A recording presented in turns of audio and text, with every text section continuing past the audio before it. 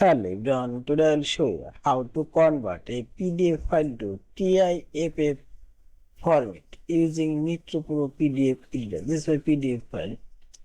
Now select this convert option top over and here you will find this to image option. Click here. This dialog box now open and this image format and select here TIFF and its current file. You can add multiple PDF files if you want. This way.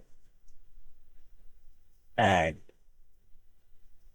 image DPI you can change here and remain default and save folder you can change here and choose page you can select a specific page notes. Now select OK and finally say convert.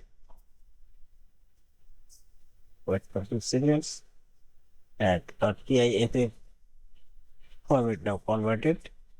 Yeah, this is. Thank you for watching. Subscribe, like, share and comment.